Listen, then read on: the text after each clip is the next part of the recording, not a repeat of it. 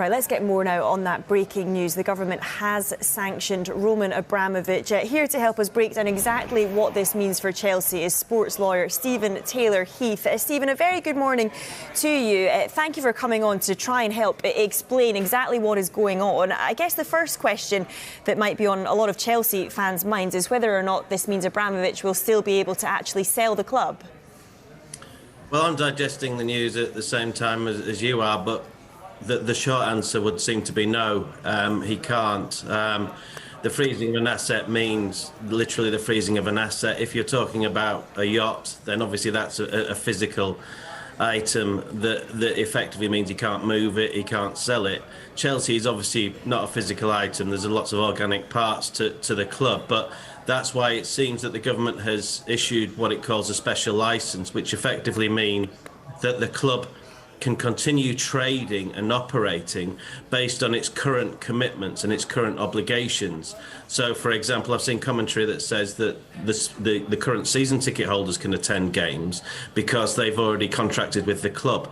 Spectators and what have you who want to buy tickets for games can't, because that's a new transaction. That's at one level. New players would be another new contract. Even potentially new contracts with existing players could be new contracts. And clearly, what would be a new contract would be a sale of the club.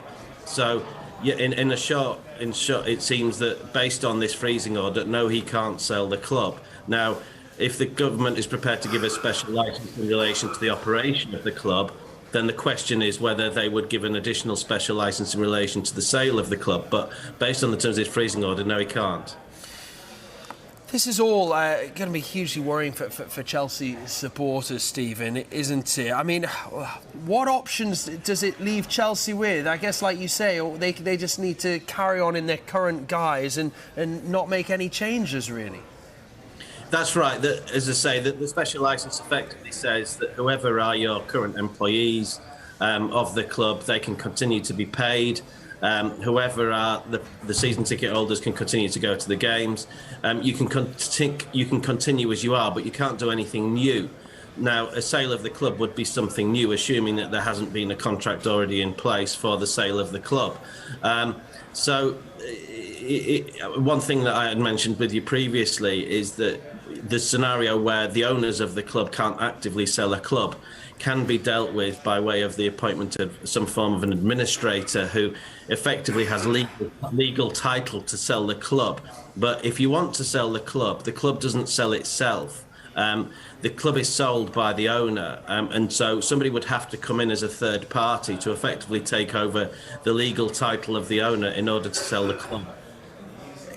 You may not be able to answer this, Stephen, but you're saying about sort of current season ticket holders could be able to go, but they couldn't sell more tickets. But it makes you wonder about away fans then. What's going to happen? They're going to be able to sell tickets to away supporters supporting the other team? How does that work? Well, as you say, it's a movable feast at the moment, but a sale of a ticket to enter the ground to a home fan or an away fan is still a new transaction. So, in theory, if you're not allowed to make any new transactions, then the freezing order itself says that you're not allowed to do business with somebody that's based in the UK or is a UK citizen. So, under the strictest terms of the freezing order, you couldn't sell tickets to away fans either, which I know may seem a little bit crazy, but at the end of the day, there's obviously a reason why these sanctions are being imposed, and there's a bigger picture to this, and so. Based on the terms of the freezing order, it would seem that you couldn't actually sell those tickets, hospitality tickets or anything like that, other than purely the deal you've already done, which is the deal with the season ticket holders to have their season ticket seat. And Stephen, you mentioned this prospect of a potential third party coming in terms of an administrator, if this club was to go on to be sold. And I guess it is all ifs and buts at the moment. But if that were to happen, would Abramovich actually ever see any of this money? Well, that's the whole point about the administrator coming in, that there will be a reason why the owner of the club is not able to sell the club. Normally, this is in an insolvency type situation where effectively the club's insolvent and somebody's appointed by the court to take over legal control of the club. We're in uncharted territory here, but if somebody was to come in and have legal title to sell the club, then the proceeds of that sale would effectively normally be distributed to people that are owed money by the club, because it's an insolvency type situation. Here, you're not in an insolvency type situation, so in theory, that money could perhaps go to the owner. This is softened considerably by the fact that Mr. Abramovich has already said that he isn't actually expecting to profit personally from the sale, and that money would go to this philanthropic trust for the victims of the war in Ukraine. So it may be that the terms of reference for whoever comes in to sell the club would effectively transfer those monies to a new company set up for that purpose. However, I can only stress that at this moment in time, the government will have had in mind the effect of this freezing order, and so at first blush they will know that the effect of this freezing order is that Chelsea can't be sold. It makes you wonder as well, Stephen, doesn't it, how this could affect the price of the club. I mean, the price being touted around has been £3 billion. Will this affect that? And who's going to make a decision on now what bid may or may not be accepted? Well, as I say, the club primarily can't sell itself. The club is an asset, and that asset is owned by Mr. Abramovich's company.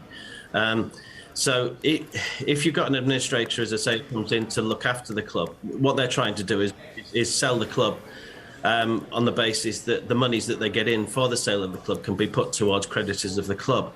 You don't really have this type of situation here. If you've got 4 or 5 people that are bidding for the club, then in a normal world you would sell the club to whoever the highest bidder is, assuming that highest bidder can also satisfy the Premier League with regard to the ongoing financial commitments of the club, because as part of any sale, the Premier League has to firstly approve the buyer, and they have to approve that the buyer has sufficient funds to be able to fund the club going forward.